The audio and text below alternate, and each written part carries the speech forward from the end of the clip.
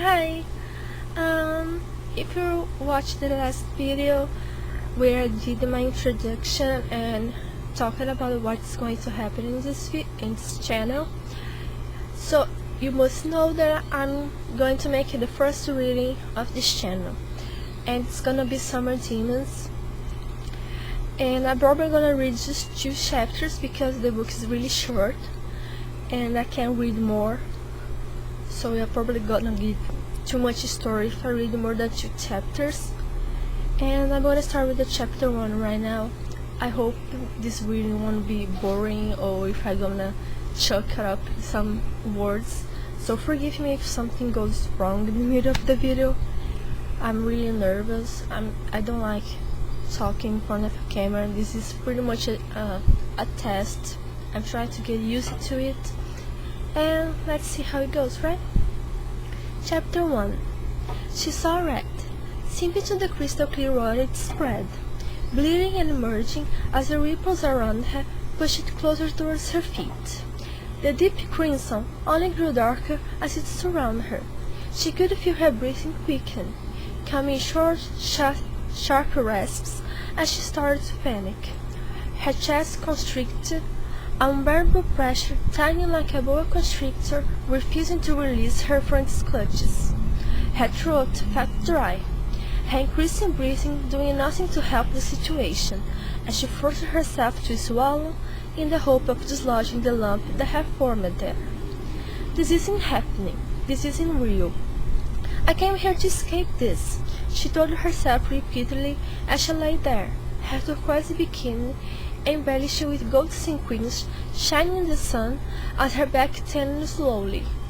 Bringing up her arm to adjust her chestnut brown hair that was dangling in the water, she tried to pull away before the color reached her and tanned the beautiful locks. The damage done would be irreparable if it ever touched her. Moving just in time, she threw it over her shoulder so it rested between her shoulder blades, the damp tips feeling nice as they cooled her back by trailing droplets of water down either side. She tried not to flinch as her gaze returned to the bloodied water that lapped at the lilo beneath her chin. With every wave, it seemed to grow closer, make its way further up the yellow plastic to try and touch her. The second that was normally so soothing tormented her now, like a crowd clapping and cheering had sent it on as it fled for safety. Rather than listen to the logical side of her brain, her body had other ideas.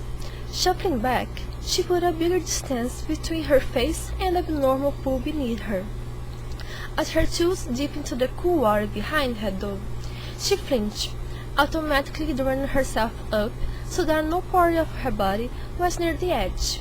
No matter how disgusted she was, she couldn't stop staring.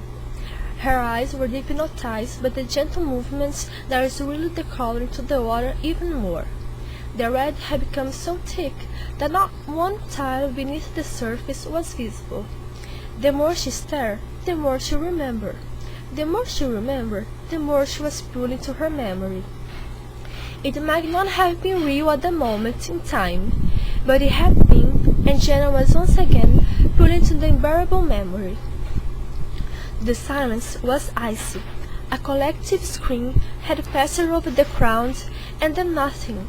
The cheering and chanting had ceased the moment he had taken one step forward, and everyone held their breath. As soon as Zack had left the rock face, everyone could see he had judged it wrong. He hadn't pushed it off far enough, and he was heading straight for the lower ledge that jutted out. People were already screaming. They were hugging each other in fear, some burying their heads in their friends' necks so they didn't have to watch. Jenna couldn't take her eyes off the scene though. Staring in horror, she watched as Zack's feet clip the corner of the ledge, made from dry mud and rock. Her mouth fell open as he spun, kicking up dirty. His body flipped so his head collided hard with the next ledge.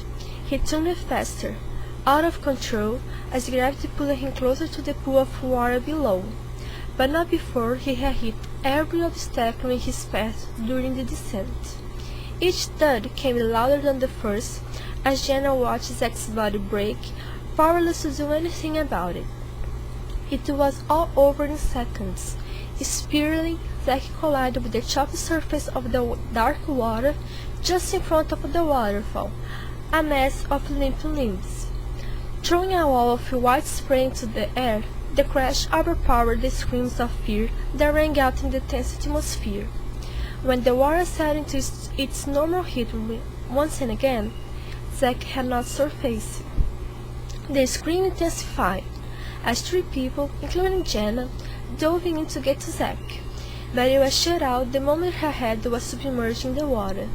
The code was forgotten as she resurfaced from her dive, shaking the drops from her eyes with a gasp. Swinging frantically, all she knew was that she had to get to Zack.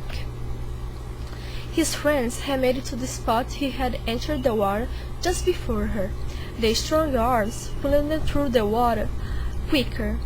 As she put it to a stop and began treading water, she waited. One of them had dived under, searching desperately, while Jenna hoped they would only find him unconscious. However, as he resurfaced, he brought Zack's lifeless and broken body with him. Jenna watched. Everything slowed down as the others moving in to help keep his head above the water. Etienne pressed his finger to Zack's neck, checking for a pulse. Jenna didn't see the shake of his head or the sad sigh as his eyes dropped in despair. Her eyes were fixated on the pool of blood that was rapidly flowing from his head and other ones on his body, spinning around them as they kicked to stay afloat, dispersing it quicker. She could tell, without needing confirmation from Tim, that her beloved boyfriend was gone, and there was nothing any of them could do to bring him back. Guilt rose in her stomach. She wanted to cry, to scream, to shout, or do something to release the feeling that swelled in the pit of her stomach and the back of her throat, but nothing would come. She blamed herself. To her, she was responsible for Zack's death. Jenna could shift the image of Zack's body floating lifeless in a pool of his own blood as she emerged from her thoughts. Everywhere she looked, she was surrounded by a mass of red, just like that day. The only difference was that rather than swimming in it, she was now floating on top of it, watching it surround her. She knew she had to leave the pool instantly, where her Lilo had flown to the center and Jenna couldn't bring herself to get off it. Even though she knew her mind was just playing tricks on her, it looked too real to not be inside her head. She was having trouble separating reality from her memory, no matter how logic tried to reason with her. Pulling her head up, she was about to shout for her best friend, Amy, to come and get her when she noticed something lurking beneath the surface of the water. The dark shadow was distorted beneath the blurry ripples, but it looked distinctly human.